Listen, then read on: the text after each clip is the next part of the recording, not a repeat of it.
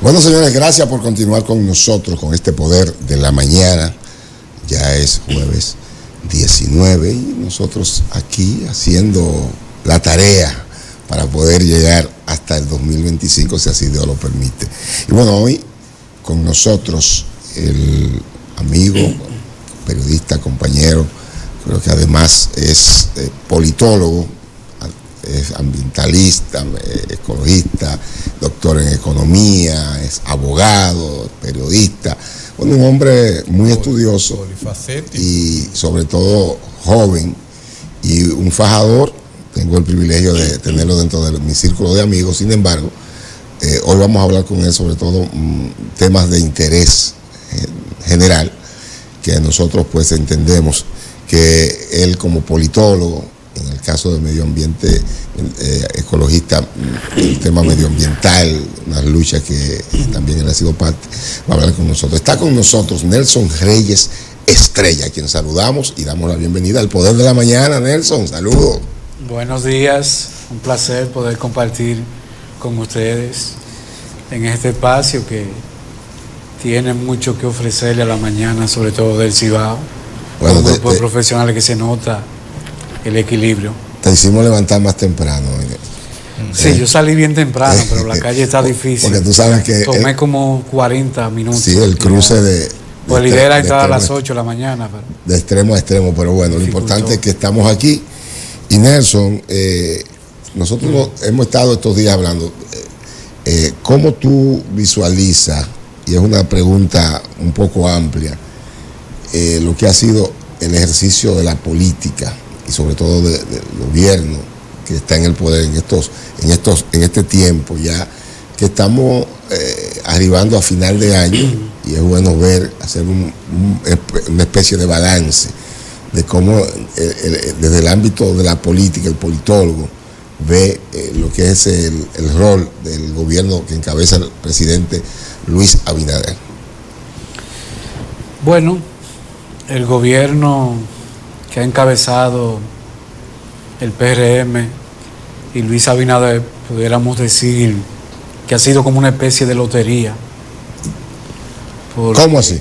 No se visualiza ninguna planificación, por eso vemos tantas obras de infraestructura que han iniciado, pero ninguna la han completado. Además, los tantos recursos económicos en préstamos que se han tomado y que no han sido estratégicamente invertidos. Por poner un ejemplo, lo que sucede con algunos préstamos que se han tomado para introducirlo en el Banco Central. Entonces, eso es una locura realmente.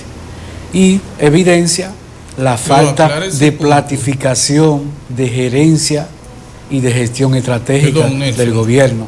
Aclare ese punto. Se han escogido para fortalecer las reservas. Es que tú quieres decir las reservas de dólares las reservas internacionales. Adelante. Entonces, eso es una verdadera locura. Porque cuando usted va a tomar dinero prestado, usted tiene que tomar el dinero para hacer inversiones en infraestructura, en empresas que puedan aumentar el desarrollo. Usted no puede coger dinero prestado para guardarlo, pagando altos intereses en dólares. Entonces, eso realmente evidencia la locura, la falta de gestión, de planificación del actual gobierno, que por un lado quiere vender estabilidad y por otro lado, para tomar los préstamos, quiere vender la constante crisis, que yo diría que no ha existido ninguna crisis, ni siquiera en medio de la pandemia. Usted me puede hablar de problemas de salud, pero cuando usted maneja tanto dinero, como es el caso del actual gobierno, que ha manejado más de 40.000 millones de dólares, pues no me puede hablar de crisis, porque hay lo que hay abundancia. Estamos hablando de casi 5 billones de pesos. Los presupuestos han sido históricos, incluyendo que está por encima de los 1.6 billones de pesos. Entonces, realmente en este país debe haber más resultados. Y esos resultados pues no se evidencian, porque en el país, en todas las áreas, podríamos decir que se ha retrocedido. Si nos vamos al área de las infraestructuras, están cada vez con un deterioro progresivo. La calle es un caos.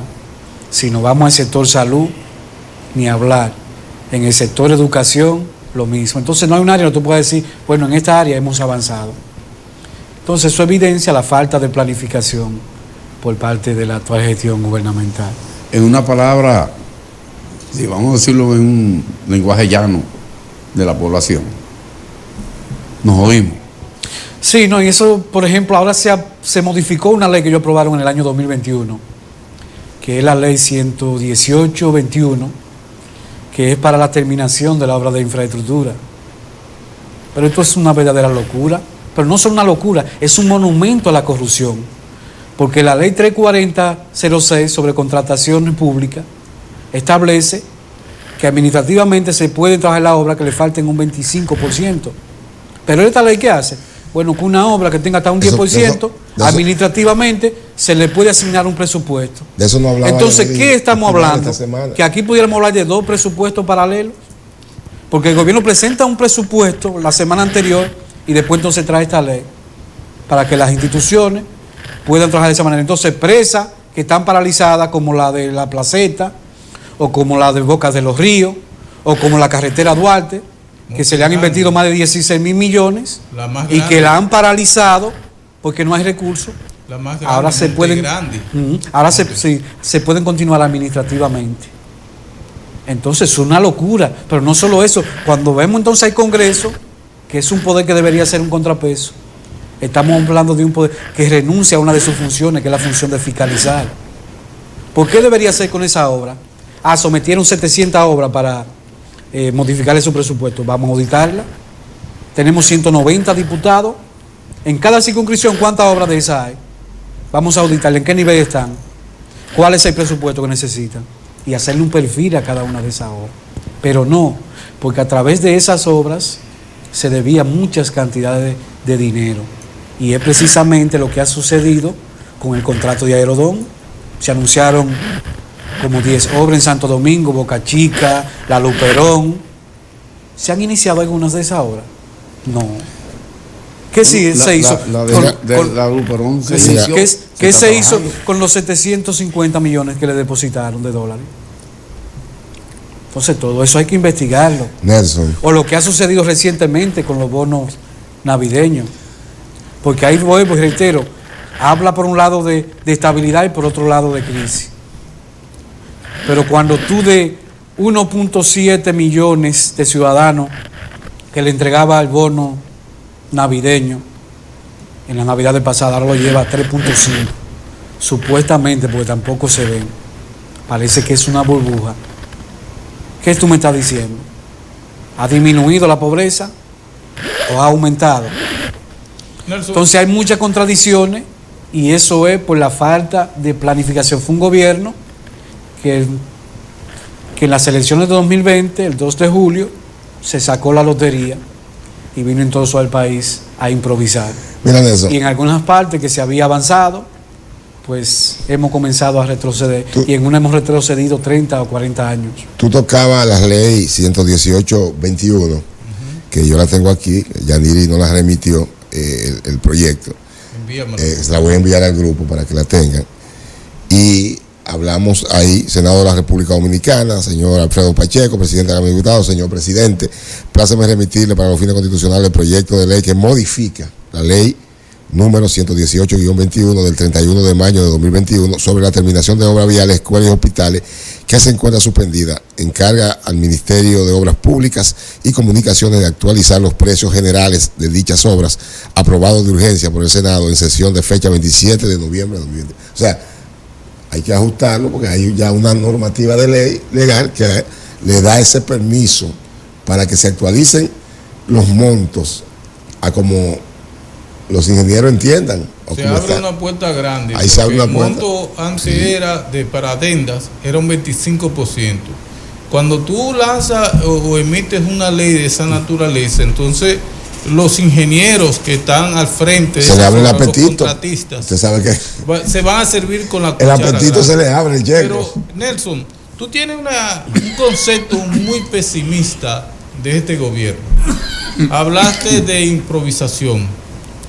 ¿Es que el presidente Luis Abinader desconoce el manejo del Estado o que la lucha interna por ganar la nominación presidencial de cara a 28 han dejado solo al presidente? Hay un hueco en el poder ejecutivo. Yo tengo entendido, antes de que comience a contestar, que el presidente es economista. Sí. Esa es su profesión. Bueno, el presidente es licenciado en economía. O licenciado en economía. Que es diferente a ser economista. Cuando usted dice, ¿dónde ejerció el presidente la economía? ¿Dio clase en la universidad? ¿Administró alguna institución? Entonces son cosas diferentes. El presidente yo creo que es un gran improvisador. Porque, y no creo que nace esa y no creo que sea él que gobierne. Luis está gobernando con una agenda mediática. Sus asesores le plantean una idea y esa es la idea que se ejecuta. Pero no hay una visión, nada de que esto es lo que esté el legado que le vamos a dejar al país. Por ejemplo, vamos a analizar el caso de Santiago. Pudiéramos decir que el centro, lo más importante de este gobierno sería Santiago, con las obras de monorriel y el teleférico. Pero el teleférico es un fracaso. En el teleférico se están montando aproximadamente 31,000 personas por mes y deberían ser 36,000 por día, según lo que ellos anunciaron. Entonces hay una gran cantidad de recursos que deben invertirse. Para tú hacer ese vaticinio. Bueno, es que ya, ¿cuántos años? Ya tiene un año el teleférico. Lo que me refiero que apenas, porque ese es otro problema. En eso sí critico yo, la forma en que se ejecutan aquí, digamos, las inauguraciones, primera etapa. Sí, pues unas inauguraciones por etapa. Entonces, no es muy pronto para tú hacer un vaticinio cuando lo que está realizado es un pedazo de teleférico. 4 kilómetros. Bueno, pero es que ustedes deben planificar una obra para que rinda frutos inmediatos. Sí, pero en materia porque si usted invierte 2,000 o 3,000 millones o 600 millones, como se habla de esta, y es un asunto de lógica, todo el que ve esa obra dice, bueno, si hubiese llegado a la UAS, usted tiene 12,000 estudiantes, que aproximadamente el 50% puede beneficiar. ¿Qué es lo que plantea? Esa es la segunda etapa. Sí, no, en la segunda etapa no lo hacen para proteger intereses. Pero entonces, eso evidencia la falta de planificación, porque usted no puede acomodar una obra. Por ejemplo, en vez de ese teleférico, yo hubiese terminado el monorriel primero y en una última etapa, yo entonces introduzco el teleférico. Si es la excusa que ellos dicen de que cuando eso se empalme con la sede central, con la estación central, ya va a rendir los frutos. No, señor, usted tiene que hacerme eso al final. ¿Por qué? Porque ahora, ¿cuánto le cuesta al Estado la operación del teleférico diario? Entonces, ¿estamos echando ese dinero a la basura? Cuando tenemos tantos centros educativos que no están terminados, cuando no hay medicina en los hospitales públicos. Entonces, es una irresponsabilidad y evidencia que quien no gobierna, pues, es licenciado en economía. Eso de que no hay medicina en los hospitales. Eso no tiene validez. Sí. Hay que ir a los hospitales para ver la realidad, no por lo que dice Radio Bemba. No es que lo dice Radio Bemba, es que nosotros, cuando yo me he hecho cirugía y me la hago en los hospitales públicos, sí, aún teniendo seguro médico. Entonces yo conozco la realidad de los hospitales. En ese caso yo puedo dar testimonio. Y cuando yo digo una cosa, no es porque yo lo escuché por ahí, no. Recuerdo cuando yo no hablo de eso, claro. En el seguro social. Y recientemente, pues yo favorezco lo público como politólogo.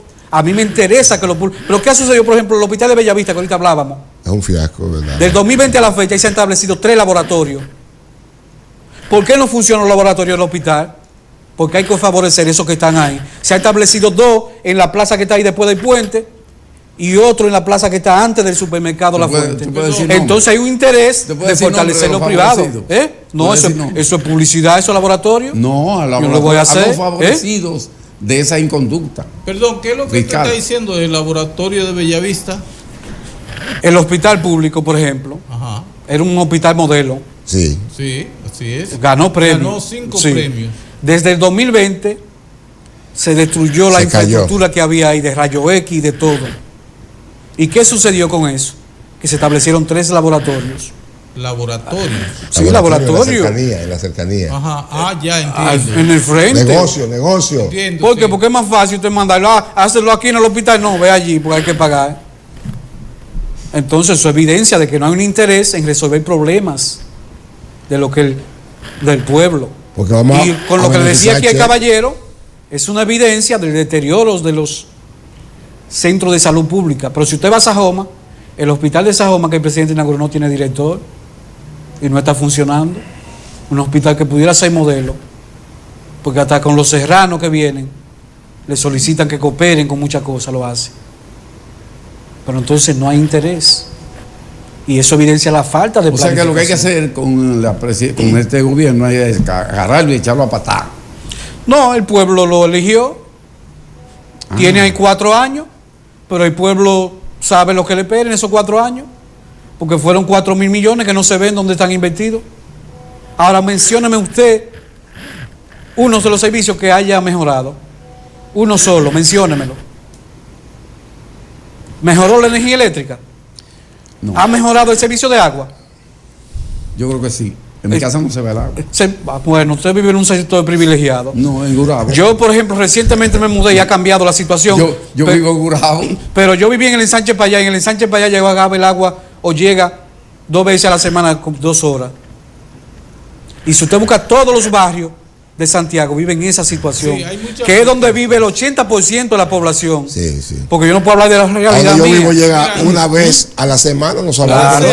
Hemos tenido que hacer cisterna. Hace 2 meses yo invité en la feria esta expositiva al ingeniero Andrés Burgos, porque había realmente una gran protesta en los programas de opinión y en los programas estos de noticias, se veía el pueblo reclamando. Yo pienso que estaba atendiendo los reclamos de Zona Franca y a mí me dio cuerda eso. No, señores, pero eso es, Corazán se ha deteriorado tanto que yo quiero que ustedes vayan al residencial donde yo vivo, para que ustedes vean la instalación por la que yo pagué 2.000 pesos, que está permanentemente botando agua, y yo tengo ahí los videos. ¿Por qué? Porque ellos prefieren darle eso a un contratista privado y no a un técnico que ha sido preparado durante décadas. Entonces no es verdad que ha mejorado nada. Todo se ha deteriorado. Y para eso yo responsablemente llamé incluso a un miembro del patronato. Mira, ni siquiera es por el dinero que eso pueda representar, pues tengo una tarifa fija de 1.563, que es contrario también a los principios de la administración pública, porque debería aplicarse en mi caso el principio de favorabilidad. Y si hay una gente que pague 700 pesos, bueno, pues eso es lo que yo debería pagar. ¿Por qué digo eso? Porque ellos ponen esa tarifa para los que no tienen contador. Entonces, el que no tenga contador no es problema mío. ¿Y eso es problema suyo? Pero eso comenzó ahora. Pues. No, hace 2 meses que yo solicité el contrato. No, pero el deterioro del acueducto de Santiago, que fue una de las primeras ciudades en Latinoamérica que tuvo su acueducto. Porque hay un viejo son que dice que ya Santiago tiene lo que no tenía. Una planta eléctrica y agua en tubería. Pero Santiago, yo diría que no es ahora. No es ahora, pero ahora se ha deteriorado mucho más. El crecimiento de la población ha tenido un crecimiento vertical y horizontal, o sea, un crecimiento no definido, porque no hay una ley que diga, bueno, yo puedo construir aquí o no puedo construir aquí, o yo puedo construir vivienda o puedo construir un negocio. Sí, existen las leyes. Existe incluso un plan de ordenamiento territorial en Santiago. Lo que pasa es que las autoridades no la cumplen. Y le digo, la última gestión que aquí se pudiera destacar fue la gestión de Hanley Otaña. Después todo el que ha pasado por ahí, lo que ha utilizado Corazán para enriquecerse para dar publicidad. Ya estoy entendiendo. Entonces, yo quiero hacerte una pregunta sobre una evacuación. Se dice que es una sentencia del Tribunal Constitucional referente al derecho que tiene cualquier dominicano, independientemente de su color, de su credo, que sea simplemente una persona que tenga mayoría de edad y que esté, digamos, apto en sus derechos civiles y políticos para poder aspirar a cualquier cargo público. Hay una discusión referente a que esto viene quizá impulsado por intereses oscuros, y tú como politólogo debes estar empapado sobre esta materia, de esa discusión. Me gustaría tu opinión sobre posición que ha adoptado el Tribunal Constitucional de República Dominicana. Yo le quiero agregar a eso que Participación Ciudadana en el día de ayer pues hizo una rueda de prensa donde ampliamente está cuestionando esta decisión del Tribunal Constitucional, y te voy a leer el primer párrafo de parte de lo que dice. Dice Participación Ciudadana que el Tribunal Constitucional se atribuye una función que es del Congreso Nacional, modificando los artículos 156 y 157 de la Ley 2023 orgánica de régimen electoral y establecer nuevas modalidades para candidaturas independientes.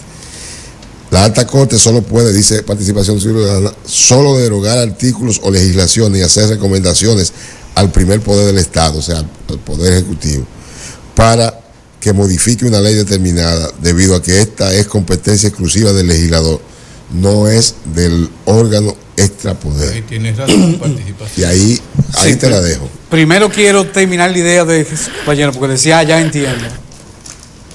Cuando yo digo Hanley Otaña, el último, yo a Hanley Otaña ni lo conozco. Ni me interesa tampoco, sí. Él dijo, ya entiendo. Sí. Sí, claro que lo entiendo. En ese sentido, yo por ejemplo pudiera destacar muchas cosas de las que hizo Silvio, importante el gobierno pasado. Aquí por ejemplo en Gurabo se hizo un acueducto, se hizo otro en Cienfuegos, se hizo otro en Hato de Yaque, que lo debió aprovechar este gobierno. Son infraestructuras importantes. ¿Mejoró el servicio de agua con eso? No. No. ¿Debió mejorar? Sí. Sí. ¿Dónde se debió poner en planificación eso? En este gobierno. No se hizo. Ahora, si usted me dice, bueno, Corazán ha hecho tales inversiones, yo le digo que sí, pero yo le estoy hablando con pruebas. Pero yo estoy hablando... Yo tengo aquí los videos de eso. Yo tengo aquí unos videos que me enviaron ayer, creo que fue, ayer en la tarde. Sí, ayer en la tarde. En donde hay muchas obras que está haciendo Corazán, que eran deudas que tenía esa entidad. Bueno, eso es importante. Entonces, que la hagan, pero que mejore el servicio. Se pusieron, por ejemplo, hay una cosa que se llama golpe de arguete en hidráulica, que es cuando el agua entra y se devuelve. Es como una ola que rompe y entonces rompe las tuberías. ¿Por qué? Porque es igual que un cortocircuito. En electricidad se llama cortocircuito, pero en hidráulica se llama golpe de ariete. Entonces, yo he visto que están poniendo unas válvulas en puntos críticos. Por ejemplo, en Bellavista se están poniendo algunas válvulas. Y yo lo tengo aquí. Esto es un video, esto no habla mentira. No, eso lo vamos a... Pero te le digo algo. Pero eso lo vamos a analizar en el futuro. ¿Usted sabe por qué?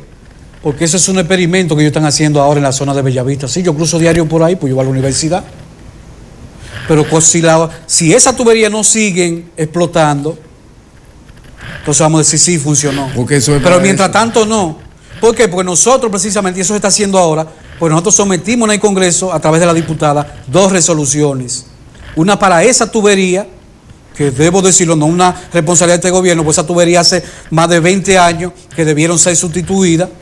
Que colapsaron hace tiempo. Pues sí, incluso esas tuberías se dice que fueron de prueba y se dejaron de manera permanente. Yo recuerdo con la gestión de Silvio. Pero eso no se puede evaluar ahora, porque eso está en proceso de construcción. Hay alguna y eso no ha mejorado, porque si usted va a la zona y le pregunta cómo es el servicio de agua precisamente en esa zona, pésimo. No va a encontrar una opinión favorable. Porque no es una sola válvula. Perdón, yo quiero son varias válvulas. Que avancemos. Entonces vamos a la parte que ustedes me preguntaban, que es sobre la sentencia del Tribunal Constitucional, que deja abierta las posibilidades para que la gente directamente pueda participar en las elecciones como candidato presidencial. Y en este caso, este es un asunto constitucional, naturalmente. En cuanto a lo que decía Juan Carlos, hizo con eso, Participación Ciudadana, pues cuestiona de que el Tribunal Constitucional pueda ser un legislador. Y realmente los tribunales constitucionales se convierten en legisladores negativos. ¿Tienen esa potestad? Sí. ¿Por qué? Aclara ese punto, por favor. Cuando hablamos de legislación negativo, porque estos tribunales tienen la capacidad de evacuar sentencias que terminan legislando de forma negativa. ¿Cómo? Cuando el Poder Legislativo y el Poder Ejecutivo aprueban una ley y hay unos artículos que sean inconstitucionales, pues cuando el tribunal rechaza esos artículos o esa norma, está legislando. Pero ¿cómo? De forma negativa, porque está expulsando una norma del sistema que es negativa en ese caso, o que es contraria a la Constitución. Mira entonces, precisamente, cuando hablamos de esta ley que está emitiendo el Tribunal Constitucional, pues una ley que entra con varios artículos de la Constitución de la República, como es el artículo 22, sobre elegir y ser elegible, y también, pues, un contrapeso con lo que es el artículo 216 de la Constitución, que establece que las candidaturas deben hacerse a través de los partidos políticos. Entonces, Participación Ciudadana desconoce, porque ahí está Pancho Álvarez, en Participación Ciudadana, que es un abogado de los más prestigiosos, no conoce esa capacidad legislativa artículos negativos, bueno, que contravengan la Constitución. Probablemente en el momento que emiten ese comunicado se esté dando una inobservancia de eso.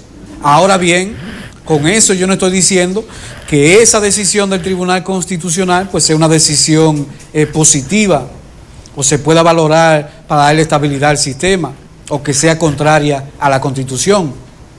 Simplemente digo que el tribunal tiene esa capacidad, porque ya lo ha hecho incluso con algunas leyes.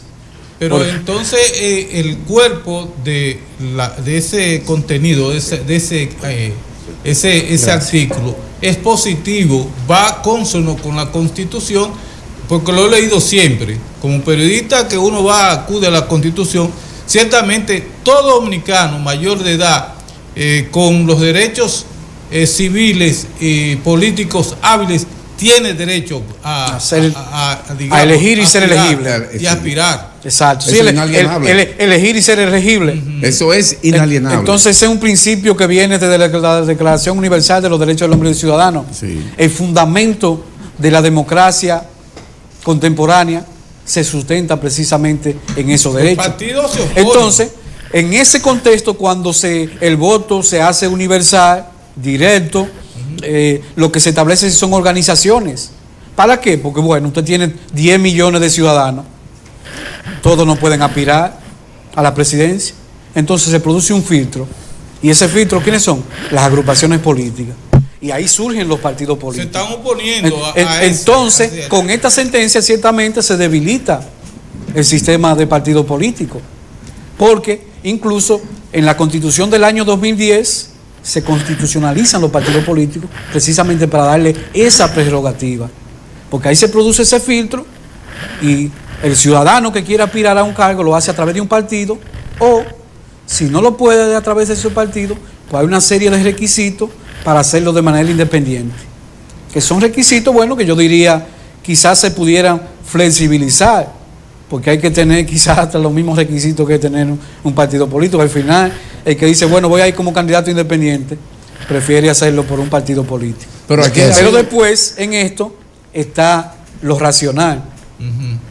Si dejamos eso abierto a que todo el mundo pueda participar, ¿cuántas candidaturas pudiéramos tener en una boleta electoral? Haití tenía como 101 candidata hace a la presidencia. 101 candidatos a la presidencia. ¿Le generaría eso estabilidad al sistema político? Que sería lo que buscaría el Tribunal Constitucional. No quiero dejar pasar. Entonces todo eso debe ser analizado. Lo que en este caso pudiéramos decir que la potestad real de legislar está en el Congreso de la República. Y como tenemos, por ejemplo, ahora en proceso la posible modificación de la ley electoral 2023, porque creo que debe producirse. Otra vez. Pudiera, sí, pues en cada proceso electoral es necesario esas leyes hacer sus modificaciones. Tenían lagunas muy visibles. Sí. Entonces, el tribunal, el Poder Legislativo pudiera retomar esa parte y hacer los arreglos del lugar. Nelson, tú hablas. Entonces, eso del Tribunal Constitucional yo creo que debemos verlo como algunas recomendaciones. Mira, tú hablabas y no quería dejarlo pasar de legislaciones como es que el tribunal negativa. Un legislador negativo. Exacto. Y yo hemos visto todo, cómo el Tribunal Constitucional le devuelve leyes al Congreso, se la devuelve, o sea, se la tumba y hay que volverla a ver porque ya no valen. Lo ha hecho, no esta es la primera vez, o sea, eso sí, esa parte sí ocurre. Lo que pasa es que hay que ver cada una, verla en su justa dimensión. Hay momentos en que el Tribunal Constitucional le ha devuelto al Poder Ejecutivo después de derogar una ley, porque no tiene, es inadmisible, y argumentan como ellos hacen. Con la 124 el día pasado, que acogió un recurso de no fue Adoco, no sé quién fue, pero con la 124 que es la 1519. Bueno, ha pasado varias veces. Adelante, Juan Carlos. Sí, entonces. La 3318, muchos artículos que fueron eliminados totalmente. Me gustaría en ese sentido ver esa fortaleza. El Tribunal Constitucional, que como órgano, que precisamente para eso se pone, para ver las normativas que evacúa el Congreso, que tengan las condiciones, o sea, porque recordemos que hay leyes que salen y están cojas o tienen falencia. Entonces, lo que hace es que se someten al Tribunal Constitucional. Lo vimos ahora con la ley de la DNI, que el Tribunal Constitucional la tumbó. O sea, ya eso no existe, no vale inmediatamente. Entonces, ahí es que entra la parte del legislador negativo. Sí, sí. Como tú decías. Pero tiene la facultad, porque entonces puede decir, no, esa ley no sirve, no vale.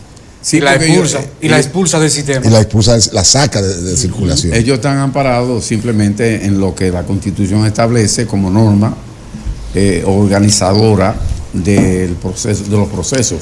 Pero mi pregunta puede ser un poquito necia, pero... No, tranquilo, puede hacerla. ¿Tú no crees que hay demasiados partidos o partiduchos, entelequias? En aras de la democracia. Tarantines. Ventorrillos. Pululando y medrando en el presupuesto del Estado. Porque hay que darle dinero. Es una búsqueda, la mayoría de esos partiditos. Sí, bueno, yo pienso que aquí los partidos políticos, cuando llegan al gobierno, utilizan una serie de partiditos, movimientos, para crear una percepción mediática. Y lo hizo el PLD cuando estuvo en el gobierno. Por eso veíamos que cada proceso iba entre 13 y 20 partidos aliados. Y lo está haciendo también este gobierno. Crean partidos que son afines a sus intereses.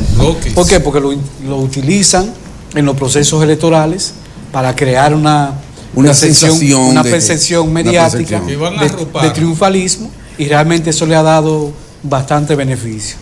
Eso va en contra de los intereses del Estado dominicano, realmente, aunque por una parte pudiera decirse, bueno, eso fortalece la democracia, pero al final lo que podemos decir, al final los presidentes que hemos tenido, los principales funcionarios del Estado, tanto electivos, provienen de los partidos mayoritarios. Exacto.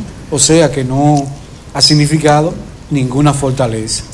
Sin embargo, a través de la historia uno puede identificar algunos casos que pudieran decirse que han dejado cierto fruto.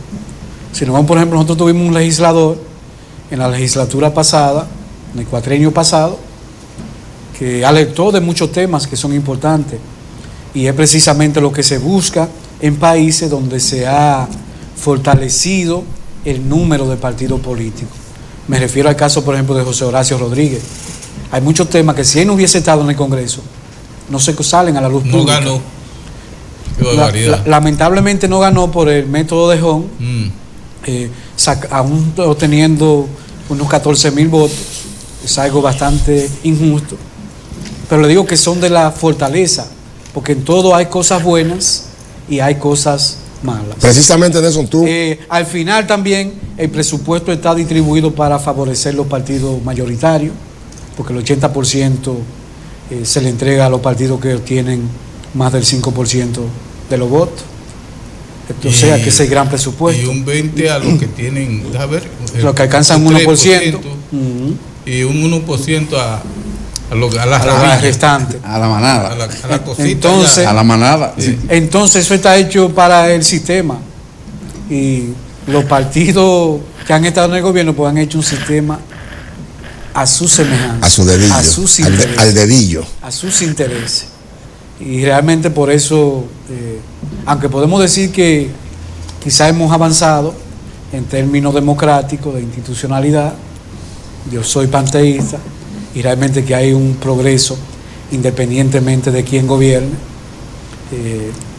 pero yo creo que ese progreso debió ser mayor. Pero hay un problema en el sistema de partidos y es la pérdida de credibilidad que se manifiesta en una parte importante del pueblo que no asiste a votar, que se abstiene.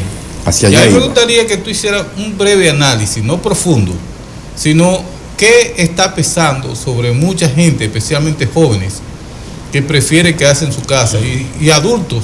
Es decir, no podríamos decir que son solamente jóvenes, sino un conjunto de personas de diferentes edades que se abstiene de ir a votar porque no tiene, diríamos, ninguna pasión por los candidatos. Bueno, analizándolo con datos estadísticos, pudiéramos decir que la abstención electoral o la participación electoral, vamos a utilizar mejor, ha pasado de cerca de un 80% en los años 90 a un 54.7% en el pasado proceso electoral. Entonces, es algo bastante preocupante y que es precisamente producto del deterioro de la imagen política, tanto del liderazgo como también de las instituciones políticas electorales, no solo los partidos políticos. Y eso se evidencia pues en una cada vez menor participación de la ciudadanía. Y a eso usted le agrega, lo compara con otros datos estadísticos, como por ejemplo lo que da el Barómetro de las Américas, que habla que el 48% de la población quisiera emigrar, o que el 60% de la población joven quisiera irse del país, pues eso termina influyendo en lo que es la baja participación electoral en nuestro país. Yo creo que... Creo que en esa parte, yo creo que también tiene mucho que ver lo que son las políticas públicas que se han desarrollado. No son influyentes. Principalmente en términos del voto electoral.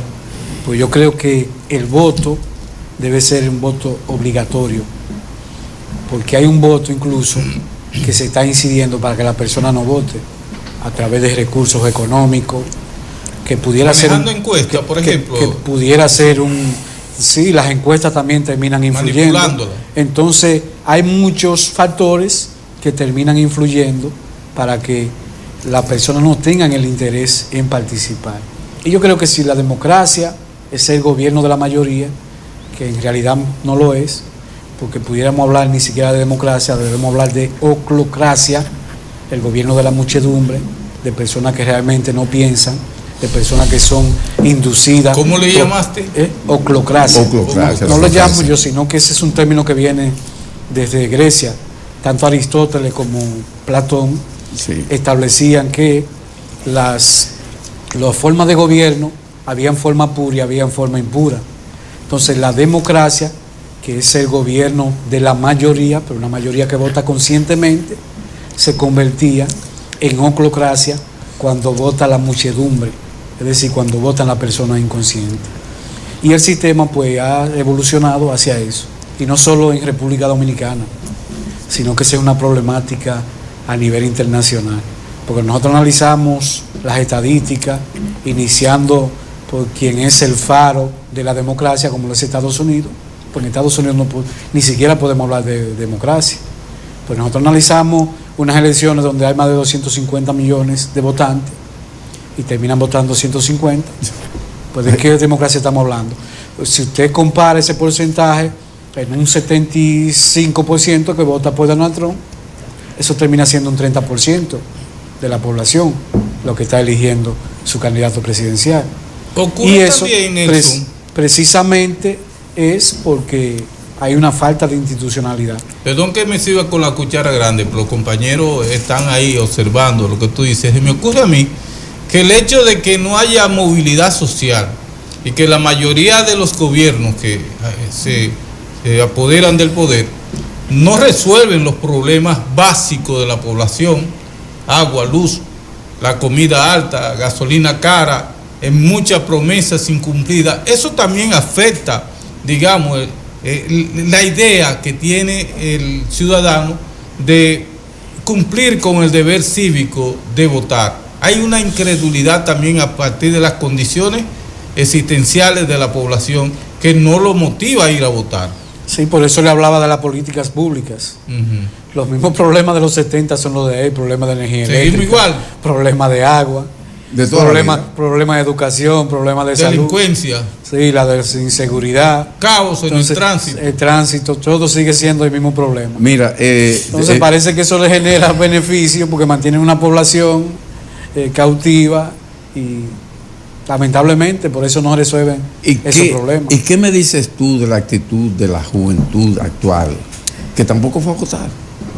¿De la juventud actual? De la juventud actual, que tampoco fue a votar en las elecciones recién pasadas. Lo que fueron fue cobrando. Fueron cobrando porque dame lo mío. Si no me da lo mío, no hay voto. Y vendieron muchos los votos. Bueno, en eso es lo que nosotros podemos plantear iniciativa. Nosotros necesitamos el voto obligatorio. Eso frenaría mucho eso, sí. Porque debería tener medidas que pudieran contrarrestar. ¿Cómo? Bueno, si usted no ejerce el voto, pues usted no tiene derecho a sacar una licencia de conducir. Usted no tiene derecho a buscar un pasaporte. Bueno, ya Balaguer intentó eso. Y ya con eso, pues pudiera inducirse a la población porque ejerza el voto, por lo menos bajar los niveles. Para las elecciones de 1974, Balaguer logró que en el Congreso pasara una resolución, una ley, no recuerdo bien, que si usted no votaba, usted no puede sacar un contador de energía eléctrica, no se le puede instalar agua, o sea, medidas coercitivas para obligar a la gente a votar, porque lo que pasó en el 70 fue un desastre. La gente no fue a votar. Hay que buscarlo, porque si se toman esa medida, bueno, ya ahí sería inconstitucional. Inconstitucional. Porque exacto, ya si hablamos del derecho al agua, derecho a la salud, esas son derechos fundamentales que no creo que el tribunal vaya a aceptar eso. Pero si es un pasaporte, sí, eso no es un derecho fundamental. No. Y la gente quiere viajar. Entonces, para usted viajar, usted tiene que hacer eso. Y yo creo que se debe dotar a la Junta Central Electoral, a la Fiscalía Electoral, que no han funcionado. Dijiste no han funcionado, la Junta. No, las fiscalías electorales. Pues yo creo que la Junta tampoco ha hecho su trabajo. Bueno, cuando le compran en su propia nariz. Ha hecho su tarea. No me descalifica la Junta, insisto, que es buena. Pero perdón. No, eso vamos a dejar que termine, me lo voy a aclarar. Que me permitan terminar la idea. Cuando una Junta permite que le compre en cada mesa un 26%, en las mesas que supervisó Participación Ciudadana, eso fue en el 2024. O le disloquen también los padrones. Sí, no, pero sobre todo la compra de votos. Pero también y el dinero que se invierte del Estado a favor del candidato oficial. Nelson ha respondido parte de eso. El fiscal electoral no está funcionando. Pero yo pienso lo que pasa es que la Junta es un órgano administrativo. Exacto. Y no puede, por ejemplo, el fiscal electoral. Porque para eso se ha creado en la ley 2023 lo que es la fiscalía. La fiscalía electoral. Esos señores son fantasmas. Entonces, el fiscal electoral es una figura que está pendiente. Y a medida que tenemos fiscales independientes, pues ese es un trabajo que se puede hacer con tiempo. Que son los que están llamados a hacer con eso. las elecciones a de tiempo. Pero esa es la principal debilidad. Pero en cuanto a la Junta Central Electoral, hay que decir que yo creo que en el pasado proceso electoral hubo un proceso muy importante de transformación de ciertos aspectos.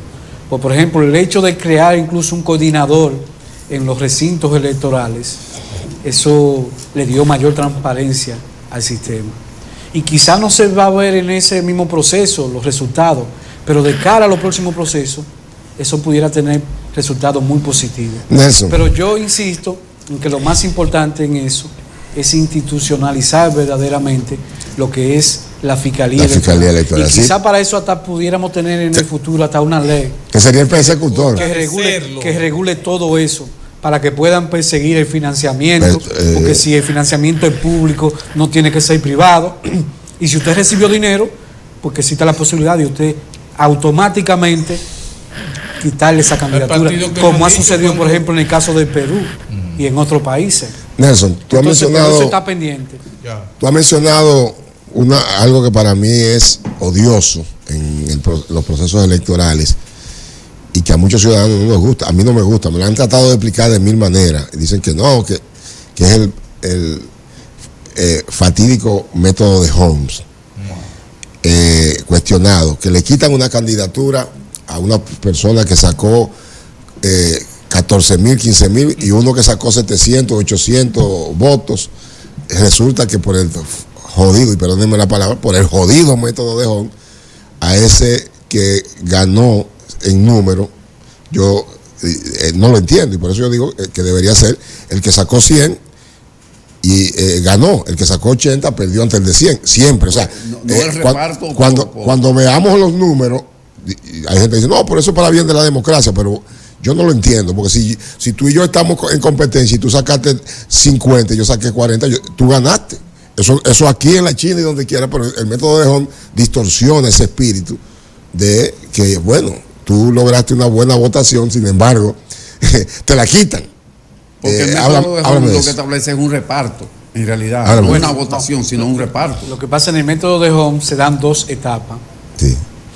La primera etapa es para favorecer al partido político. Exacto. Porque tú haces un conteo general. No sé qué busca. Bueno, vamos a repartir los escaños entre los partidos que sacaron X cantidad que sacaron más votos. Que sacaron más. Y después entonces, después de esa repartición, viene entonces lo que son la candidatura. En eso hay una gran variedad de sistemas que se han establecido en diferentes partes del mundo. Porque con esto, la intención es, o lo que se busca cuando se habla de eliminar el método de Holmes, lo que se busca es darle participación a los partidos minoritarios. Pero realmente eso no le garantiza tampoco. Pues si tú agarras, por ejemplo, una provincia como María Trinidad Sánchez, donde el PRM sacó a todo el mundo ahí, pero ellos podían sacarlo con el método de Holmes, podían sacarlo también sin eso. ¿Por qué? Porque, por ejemplo, el hijo de Chubaque sacó como 39.000 votos. ¿Qué es lo que tú tienes que hacer entonces para tú tener lo tuyo? Disminuir lo de Chu y fortalecer otro de lo que tú tengas ahí. Sí. Entonces, ¿qué se ha establecido, por ejemplo, en países como México? Que te garantizan automáticamente escaños a los partidos minoritarios, independientemente la cantidad de votos que estos saquen. En aras de una diversidad. Sí, pero, en aras de que ellos tengan representación. Entonces tú, por ejemplo, puedes decir, bueno, tenemos 5 escaños para los partidos minoritarios. Si tú tienes 100 partidos, pues a los 5 de esos partidos minoritarios que saquen la mayor cantidad de votos, tú lo vas a repartir entre un escaño. Y ya con eso tú tienes representación. Pero el método de Holmes no debemos satanizarlo, porque es un método que le ha dado estabilidad al sistema de partido político. Hay un anteproyecto para eliminarlo. Hay un anteproyecto. Y sobre todo, sí, eso lo someten al Congreso, pero al final ellos mismos dentro terminan lo quitan, lo desestiman. Porque el método de Holmes es un método que tiene alrededor de 200 Pero eso le ha dado años. estabilidad al sistema político, sobre todo Sí, pero, en este no país, en todos los países, que históricamente ha sido un país de 2 o 3 partidos políticos mayoritarios, y eso ha creado cierto equilibrio de que ciertas cosas se puedan discutir. Yo creo que se puede dar un paso más allá de lo que he estado diciendo. Ya hay madurez para eso, pero eso debe forzar a la ciudadanía, porque por más que se vea que los legisladores someten esos proyectos. ¿Quién los sometió? Félix Bautista. Félix Bautista y 2 senadores más, donde hay 29, la plata.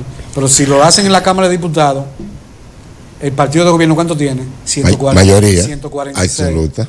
Entonces, es complicado, porque para eso debe haber una decisión política, un consenso, o debe forzarlo a la población, como se ha hecho en otras ocasiones. Una pregunta. Adelante, que sí. he hablado mucho.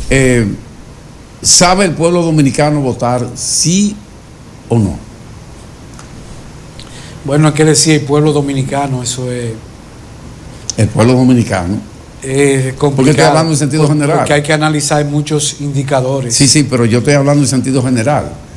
¿Por qué yo lo digo? Porque tenemos legisladores que son patanes, que van con un objetivo determinado, solamente buscando prebendas, buscando influencia y una serie de cosas, y todo el mundo lo sabe. Por ejemplo, hemos tenido diputados y senadores tuvimos un senador que atentó contra el medio ambiente y prácticamente arrasó con una parte de la cordillera central, con aserraderos, que trabajó con ellos indiscriminadamente. Y no solamente eso, sino que logró, a través de su curul en la Cámara del Senado, eliminar un parque nacional de vital importancia para las aguas del país. Pero tenemos otros legisladores que tienen bancas de apuestas en detrimento de toda la población. Entonces, ¿debe la población votar mejor, tener más conciencia a la hora de ejercer el voto? ¿O cuál es la solución a eso? Bueno, yo le decía ahorita que aquí no existe democracia, existe oclocracia, porque vota la muchedumbre, sí, vota una población inconsciente. Eso implícitamente responde la pregunta, pero agregando un poquito más a eso que usted dice, la población en sentido general tiene sus propios intereses, y los que no ven que sus intereses están en la propuesta que le presentan, pues eligen la opción de no votar. Y por eso vemos que en el pasado proceso electoral es más de un 45% la abstención electoral. Entonces, eso es para llamar a preocupación, porque si usted tiene una boleta en blanco, probablemente quien estuviera ganando en esas elecciones fuera esa boleta en blanco. Entonces yo diría que la población no se sabe votar. Porque si tú no me das opciones, ¿qué yo hago? Bueno, no voto. No voto. Esa es una de las lecturas. Y que yo diría también que debería ponerse una casilla en blanco para que la gente pueda elegir ahí. Y que eso no solo sea incluido, sino que eso también sea para legitimar los procesos electorales. Claro. ¿Por qué? Porque si un candidato sacó menos que eso, pues debería volver a hacerse ese proceso. O sea, poner un porcentaje mínimo. Exacto. Para que usted accese a una curul, a la presidencia, a la sindicatura. Incluso en materia del Congreso, con eso automáticamente nosotros pudiéramos hasta eliminar una gran cantidad de congresistas. Exacto. Porque si usted pone eso en la Cámara de Diputados y a nivel nacional aparecen 150 de esa casilla en blanco que sacaron más que, pues ya usted tiene 150 legisladores menos. Sí. Que por cierto, con 40 se hicieran un trabajo igualito, que con sí, esos 190 quizás está mucho quizás más armónico. Mucho más acorde que porque había menos que hablar, menos que discutir, menos que darle la oportunidad de que hable, y entonces eso haría una economía en tiempo. Claro, y entonces, también una economía en función de lo que se evacúe de esas propuestas legislativas, entiendo yo, no sé. Entonces, terminando con esa pregunta que usted hace, la gente termina ejerciendo un voto emocional. Y por eso es que se invierte, en el 20 fue emocional total. Por eso es que se invierte tantos recursos en las campañas electorales, en los medios de comunicación, para incidir en ese voto emocional y no en un voto racional. En ese mismo orden, y con perdón de mi compañero, entonces, eso quiere decir que el gobierno, en este caso, sería ilegítimo. Porque, ¿qué porcentaje sacó de eleccionario? Un 50 y pico por ciento, 57%. Sí, si usted lo mide en 57%, pero cuando usted calcula del 100% del universo, resulta que hay una abstención de un 45, 46%. Entonces, cuando usted saca el porcentaje que realmente obtuvo por la población que no votó y la población que votó, entonces, y si hay una cantidad de votación mínima, pues resulta que no alcanzaría el mínimo. Yo digo el mínimo, pues no puedo decir el máximo, porque el máximo no lo debe haber nunca en una elección. Lo que sí debe haber es un mínimo, porque si usted lo saca a partir de tanto, y usted puede llegar a 100% de ahí en adelante, pero lo mínimo que usted puede sacar, por ejemplo, vamos a suponer un 40%. Si usted saca un 40% de las elecciones, usted es un gobernante o un diputado, lo que sea, es legítimo. Pero es que ese 40% es relativo. ¿40% de qué?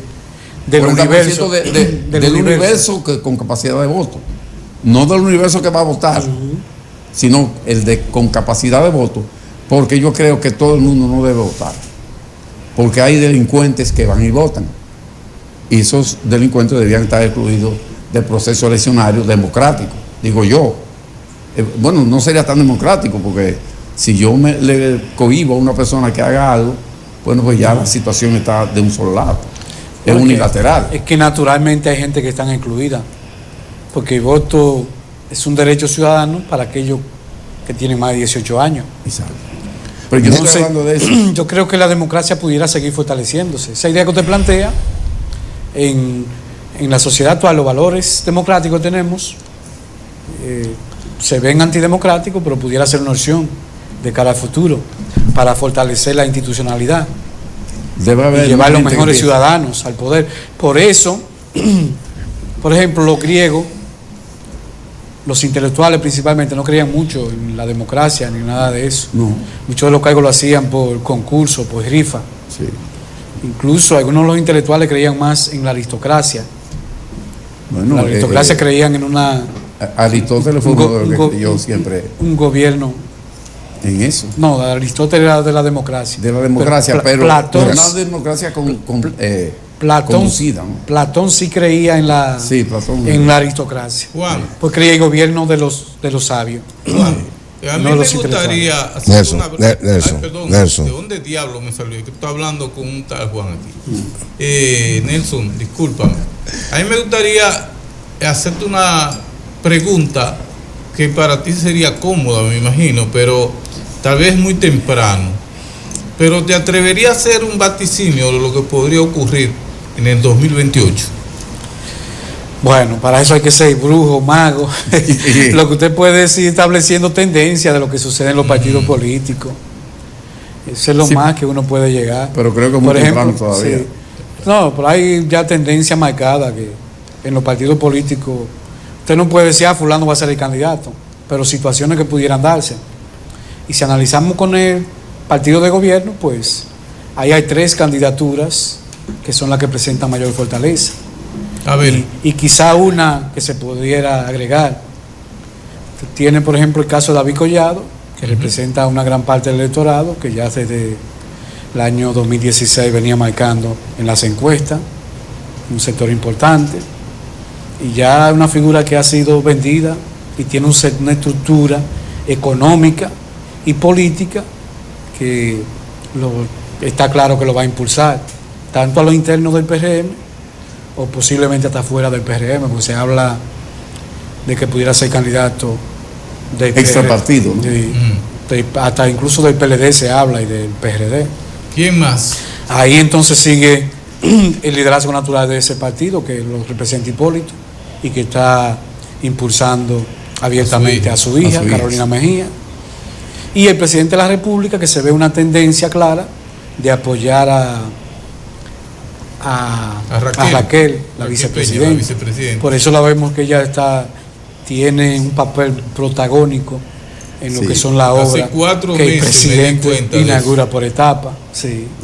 Y señalé que esa era la candidata. Desde antes de la elección. Y se habla que ha trabajado mucho la estructura, que corrió también en el pasado proceso, o en el proceso de 2020, Wellington Arnaud, que se dice que viene haciendo una estructura. Yo no creo mucho en eso, por eso lo pongo como una cuarta, pero uno puede descartar. Aquí hay funcionarios trabajando con pero él está en la cantera. Sí. Wellington está en la cantera y eso hay que determinarlo. El mismo caso, por ejemplo, de la Fuerza del Pueblo. Bueno, en el caso de la Fuerza del Pueblo, la Fuerza del Pueblo tiene un candidato que es natural. Lionel sacó 1.260.000 votos en un proceso totalmente adverso, incluso hasta en la cantidad de recursos que se repartieron, que uno tiene esos informes de primera mano.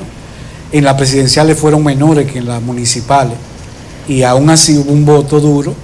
Estamos hablando de 1.260.000 votos que votó por el presidente Leonel Fernández, pero ha adquirido mucha simpatía en el electorado la posible candidatura de Omar Fernández, que no termina de ser senador y ya comienzan a promoverlo, aunque en esa parte yo digo, bueno, Omar podemos compararlo con Abel Martínez. Abel Martínez se convirtió en el alcalde marca país. En cualquier rincón del país se hablaba de Abel Martínez, porque hay que decirlo, pero cogió un 10%. En términos de gestión transformó lo que fue a Santiago en términos de limpieza, pero al final, en cuanto a los votos electorales, pues terminó teniendo un 10%. Un pírrico 10%. Que es vamos a decir, muy inferior a la percepción que se tenía. Pero entonces por eso dicen, no, por eso ese no es lo mismo, por eso no era de Abel. Comparándolo con Omar, no es lo mismo percepción que realidad, que el ejercicio del voto como tal. Exacto. Pero Omar no deja de ser un actor importante porque puede producir un engagement con la juventud. Sí. Y si eso se puede hacer, pues eso daría resultados muy positivos. En el caso entonces del PLD, para terminar con la candidatura de Francisco Javier. Con los tres mayoritarios, el PLD tiene un problema porque el PLD todavía no termina de reciclarse. Y ahí hay muchos problemas a lo interno que seguro que van a salir en un proceso electoral. Por ejemplo, para nadie es un secreto lo que sucede con ahora también Francisco, Charlie Mariotti. Francisco Javier García. No, eso no sería problema. No. Y Abel Martínez. Y Abel Martínez. Que eso de cara al futuro, que va a esgrimir su 10%. Sabemos que va a cobrar en cualquier escenario. Exacto. Entonces se evidencia con mayor fortaleza naturalmente porque es el que ha salido, Francisco Javier García. Pero no creo que el PLD para el año 2028 sea una opción de poder, salvo que pudiera suceder lo que que la competencia va a estar entre Fuerza del Pueblo y PRM. Lo que decía ahorita, no, salvo que se dé, lo que decía ahorita, se produzca una división en el PRM y PLD, PRD y otro partido que son del sector empresarial y lleven una candidatura como la de David Collado, no sé, cualquier otra candidatura, porque se habla incluso que Hipólito, en caso de que Carolina no sea la del PRM, pudiera ir hasta por el PRD. Entonces, candidaturas que pudieran darse, un escenario, pudiera darse, por ejemplo, David Collado o vicepresidenta PRM, David Collado, PLD y otro partido, Carolina, PRD, Lionel, ¿no? Fuerza del Pueblo. Eso pudiera darse. Esas son cosas que podrían pasar. Pero no es que estamos diciendo que va a ser así. No, eso son hipótesis. Tú estás presentando escenarios. Escenarios distintos. Bueno, tenemos ya una hora y algo. Con Nelson aquí pasaríamos más. Nelson va a venir de vez en cuando aquí a hablar. Vamos a ver si preparamos el programa de fin de año, hablando sobre la evaluación en general de todo. Y ojalá que Nelson pueda estar otra vez con nosotros. Sé que nos quedan muchos temas, del tema de ecología, que Nelson maneja mucho, pero el tiempo, empezamos a las 42 y ya tenemos una hora y... Bueno, hay una sentencia muy importante de la Suprema Corte de Justicia. Ustedes recuerdan que el Tribunal Superior Administrativo en junio pasado emitió una sentencia donde obligaba a pagar 675 millones de pesos por la Sierra de Bauruco. Sí, la Sierra de Bauruco. Entonces la Suprema Corte de Justicia rechazó esa sentencia, dijo que no. Y ese es el trabajo que han hecho algunos ambientalistas para provocar esa situación, porque eso sería una locura. Sí. Aquí hay una organización que está atribuyéndose dueñas de los terrenos de una de las principales áreas protegidas de este país, reserva de la biosfera, junto con el Parque Jaragua. Entonces, eso es para celebrarlo realmente. Eso está sumamente interesante. Ahorita decía aquí, caballero, ¿cuál es su nombre? Fran Burgos. Fran, del Parque Nacional Manolo Tavares Justo. Exacto. Ese es uno de los proyectos que nosotros pretendemos trabajar con la diputada, que es una ecologista, porque ese Parque Nacional que fue creado por decreto en el año 2011 no recibió el respaldo, el apoyo del Estado Dominicano y sobre todo del Ministerio de Medio Ambiente, y por eso en el año 2018 el Tribunal Constitucional pues lo eliminó con una sentencia. Lamentablemente, un parque nacional que protege un área tan importante de este país para el agua, principalmente la línea noroeste. Mira, entonces es una deuda que nosotros tenemos como ambientalistas y sobre todo como pueblo dominicano. Antes de que terminemos la entrevista, yo estudié agronomía en ELISA, la segunda promoción, pero soy un ambientalista empírico porque me gusta mucho el campo. Yo adoro el campo. Usted no es un ambientalista empírico, usted es un científico, usted es agrónomo. Bueno, pero sí. Naturalmente. Entonces, sí, pero viéndolo desde otro punto de vista, ¿no? Aquí están pasando muchísimas cosas que nosotros pudiéramos arrojar luz. Por ejemplo, te voy a mencionar algo que está pasando en Cayo Arena. Eso está en la costa norte, frente a una área que se llama Sancié, a 10 kilómetros, exactamente a 10 kilómetros de tierra firme. Ahí turísticamente están haciendo una explotación que va a acabar con eso. En la parte norte de Cayo Arena hay una especie de corral, hecho que lo hizo el coral, un coral que hay ahí vivo, y están matando ese coral. ¿Por qué yo digo que lo están matando? Porque es un coral vivo. Yo lo conozco de hace, ¿cuántos años? Desde el 66, por ahí, lo conozco. Y eso lo están matando porque también es un santuario de manatíes. Pero es un área en donde la langosta tienen un hábitat en esa zona y el pez cotorra. Entonces, llevar gente ahí. Yo le envío vamos a dejar otra decena de crímenes como la vamos a dejar, yo estoy mencionando vamos a dejar, Nelson, como ustedes están versados vamos a dejar para una próxima visita hacer un programa solo del tema medioambiental que Nelson maneja también. Lo que lamentablemente es que la sociedad civil está muy débil. Sí, los mismos grupos ambientales se han mermado y eso le ha dado el escenario solo para poder hacer los explotadores que son uno mismo. Bueno, gracias a Nelson Reyes Estrella, politólogo, amigo que ha estado con nosotros, que va a volver, va a ser asiduo aquí cada vez que él tenga la oportunidad para hablar de muchos temas con los que podemos conversar con él. A ustedes, quédense con nosotros porque en breve retornamos con más de este Poder de la Mañana.